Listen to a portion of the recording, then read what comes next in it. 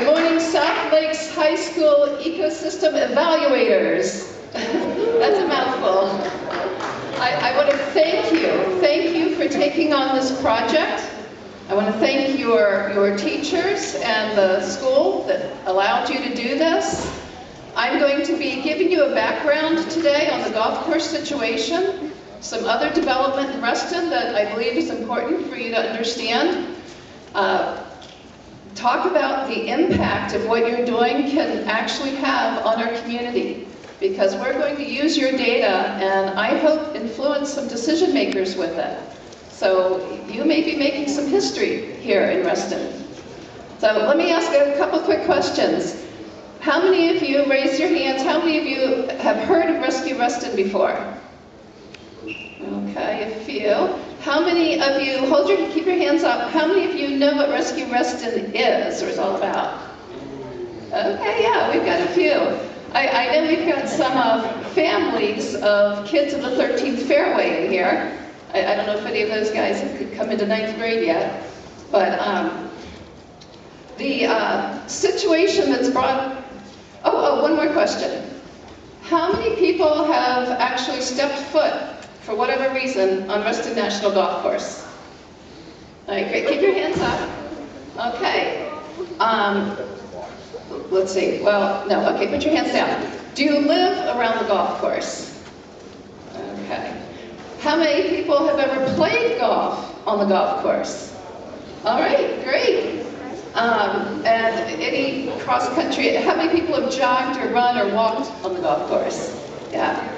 I went out with my middle schooler the other, just back at the end of the summer, 5 o'clock, the fees go down, the greens fees go down, and there was a lot of usage of the golf course besides golf.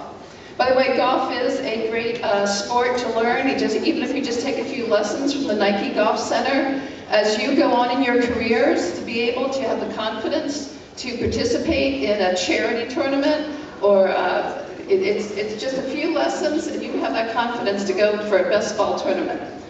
All right, so the history of what's happened with the National Golf Course, Reston National Golf Course, that's brought us to this.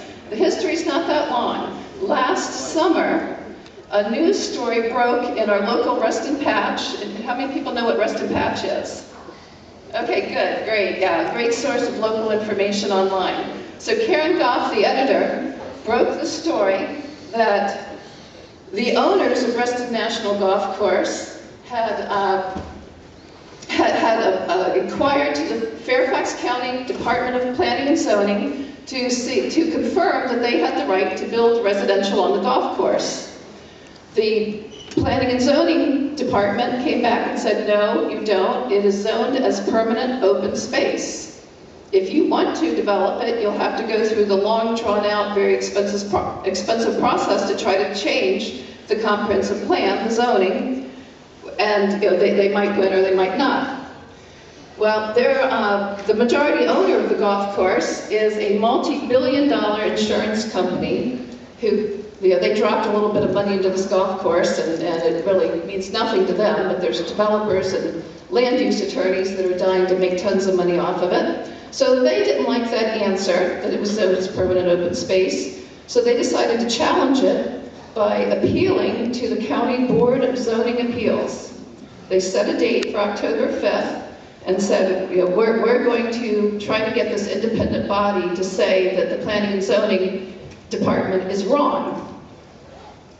So that's what brought us to action. Reston is a very special place. Probably point that way. Reston is a very special place. Lots of good community, and with a lot of help from Patch, articles in Patch, as well as we made ABC News and the Washington Post. On very short notice, we got over 300 people together for a rally. Where we held it was right across from the golf course. Right over that tree. This is the corner of Sunrise Valley and Reston Parkway, and right over that tree is the clubhouse for the golf course. So this is where we started the petition effort. We started selling those signs you may have seen around, people in the yellow t-shirts. I did not wear my yellow t-shirt today. And this is where I first got involved. I'd been reading about it. I came to this rally. I was concerned, not so much about the golf course itself. I don't live on the golf course, but I was worried about the open space. I grew up on a tributary of the Chesapeake Bay. Crabs and oysters were food out of my backyard, literally. I lived there from the 60s. I watched the degradation of the bay through the 70s and 80s. And my first thought was, what's going to happen to the downstream watershed? So that's how I became involved. But we've got lots of good volunteers. Now, I want to take a minute to talk about all